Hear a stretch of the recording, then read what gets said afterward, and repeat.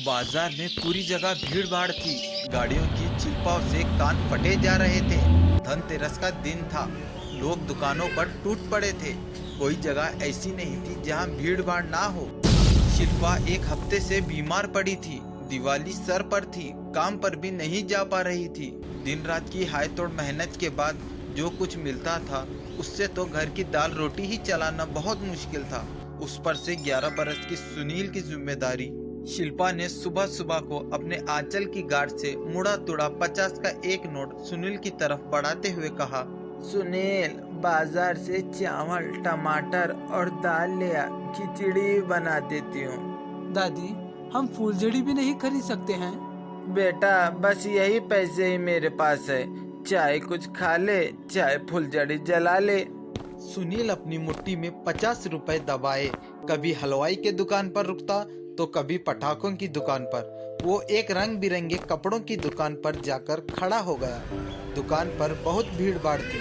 सामने ही प्लास्टिक के एक मॉडल को देखकर, मैं जब भी यहाँ से गुजरता हूँ तुम रोज नए कपड़े पहनकर खड़े रहते हो। ना तो तुम्हें कहीं निकलना होता है, ना मेरी तरह तुम्हें कोई काम करना होता है। अगर तुम्हारी दादी बीमार भी होती तब भी तुम्हें कोई फर्क नहीं पड़ता, पर मुझे तो पड़ता है। सुनील की सारी बातें वही खड़ा एक बूढ़ा आदमी सुन रहा था, जो कि अपने पोते के लिए कुछ कपड़े खरीदने आया था, पर भीड़ के कारण बाहर ही खड़ा हो गया था। उसने सुनील को आवाज लगाई, अरे जरा इधर आना। आपने मुझको बुलाया? हाँ हाँ, तुम्हें ही बुलाया। क्या हुआ है तुम्हारी दादी को? आपको कैसे पता कि मेरी दादी को कुछ हुआ है? बस ऐसे ही। बूढ़ा व्यक्ति मुस्कुराते हुए बोला, मुझे सामान खरीदना है, मैं चलता हूँ। इधर आओ, देखो वो सड़क के आखिरी में जो कोठी है ना, वो मेरी ही है। मेरा नाम किशोरी लाल है। कल सुबह वहीं आ जाना, तुम्हें किसी से मिलवाना है। मुझसे? मैं तो आपको जानता भी नहीं। अब तो जान गए ना। तुम आओगे तो मेरा मुन्ना बहुत खुश होगा। पर मुन्ना कौन है? मेरा पोता है, लगभग तुम्हारी उम्र का ही, 13 साल का होगा। अच्छा ठीक है, मैं अभी चलता हूँ। मेरी दादी मेरी राह देख रही होगी। उसने टमाटर, चावल और दाल लिए और बचे हुए पैसों से दादी की दवाई खरीद ली। वो जानता था कि दादी की दवाई खत्म हो गई है। घर पहुंचते ही, कहाँ गया था रे? मैं कब से तेरी राह देख रही हूँ। क्या लाया? दादी, सबसे पहले अपनी दवा खाओ। बताओ क्या करना है, मैं तुम्हारी सहायता करता हूँ। शिल्पा की आंखें भर आई। उसने अपने कलेजे के टुकड़े को गले से लगा लिया। वो दवाई खाने के लिए बैठी थी कि चक्कर आ गया और वो वही टाट पर गिर पड़ी। दादी, क्या हुआ तुम्हें?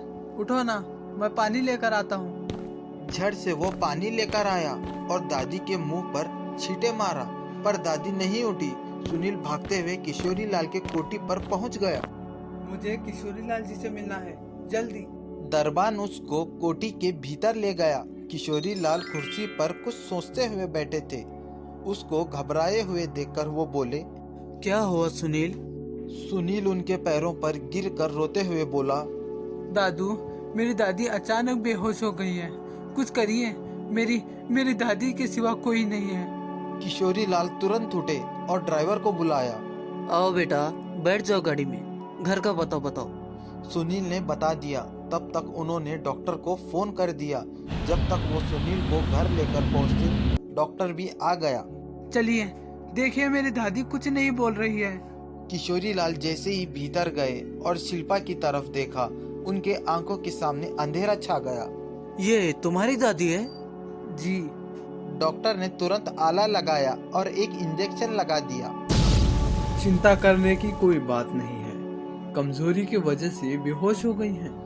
लगता है कुछ दिनों से कुछ नहीं खाया। मैं कुछ दवाइयाँ लिख देता हूँ, मंगवा लीजिए। मेरे पास पैसे भी नहीं हैं। सुनील, तुम पैसों की चिंता मत करो। अपनी दादी को होश में आने दो। मैं यही हूँ तुम्हारे पास। उन्होंने डॉक्टर की पर्ची ले जाकर ड्राइवर को दे दी और कुछ सामान लेकर आने के लिए कुछ पैसे भी दे दिए। फिर आकर वही एक कुर्सी पर बैठ गए। सुनील दादी के पास ही बैठा हुआ था। उसकी पलकें बार बार भीगी जा रही थी और आंसू उसके गोरे गालों पर लुढ़क जा रहे थे। तभी शिल्पा ने अपनी पलकें झपकाई और कहा उठी, सुनील, सुनील मेरे लाल, तू सुबह से भी भूखा है ना? शिल्पा, कौन? आप यहाँ कैसे? क्यों आए यहाँ? हमारी मजबूरी का मजाक उड़ाने? आप चले जाइए यहाँ से, मैं आपकी शक्ल भी नहीं देखना चाहती। शिल्पा मेरी बात सुनो, एक बार मुझे भी कुछ कहने का मौका तो दो। तब तक ड्राइवर दवाई और कुछ फल वगैरह लेकर आया। शिल्पा की कमजोर आंखें बरसती जा रही थी। किसी तरह दवाई खा ली। सुनील तो इस बात से खुश था कि उसकी दादी अब ठीक हो गई है और उसे भी भूख लगी हुई थी, तो जल्दी जल्दी से सेब खाने लगा। बैठिए, क्या कहना चाहते हैं आप? शिल्पा, मैंने तो तुम लोगों को ढूंढने की बहुत कोशिश की, पर तुम तो घर छोड़कर ना जाने कहाँ चली गई थी। मेरा बेटा कहाँ है? मैंने उसकी शादी कर दी। अपनी पत्नी को लेकर अस्पताल जा रहा था, सामने से किसी ट्रक ने उसे टक्कर मार दी। दोनों की लाशें ही देखने को मिली। तभी से इस 5 महीने के बच्चे को लेकर मैं दर बदर की ठोकरें खा रही हूँ। मैं जब दिल्ली से वापस आया तो तुम घर छोड़कर जा चुकी थी। हाँ, क्योंकि आपकी माँ ने कह दिया था कि मेरी बेटे का पीछा छोड़ दो। मैं उसकी शादी अपने पसंद की लड़की से करवाना चाहती हूँ।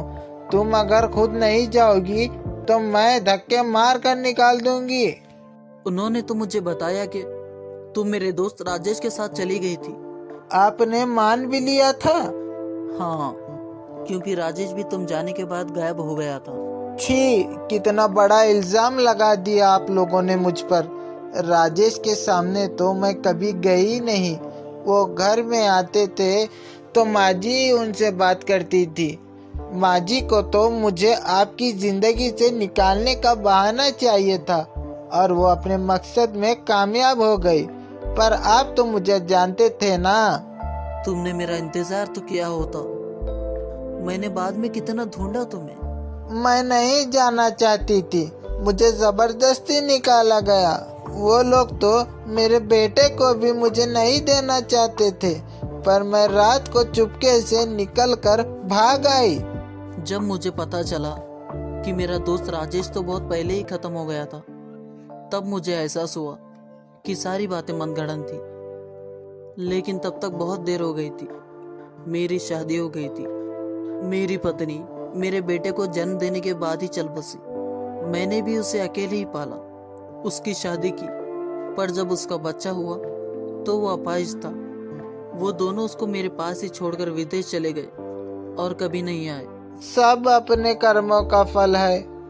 चलो गंगा, हमने सारी जिंदगी अलग अलग बिताई, अब जीवन के आखिरी बेला साथ साथ बिताएंगे। सभी लोग गाड़ी में बैठकर हवेली आ जाते हैं। अगले दिन दिवाली थी। शिल्पा ने सज संवर कर विधिवत पूजा की। घर में तरह तरह के व्यंजन बने हुए थे। पूरा परिवार खुशी से झूम उठा था। मुन्ना को तो भाई के रूप में एक दोस्त मिल गया था और किशोरी लाल का तो खुशी का ठिकाना ही नहीं था। दीपावली के दिन सुनील ने नए कपड़े पहने और मुन्ना के साथ अपने मनपसंद पटाखे फुलझड़ियां जलाए। उसके चेहरे की रौनक तो बहुत सुंदर थी। उनके जीवन में इस बार की दीपावली बहुत सारी खुशियां लेकर आई।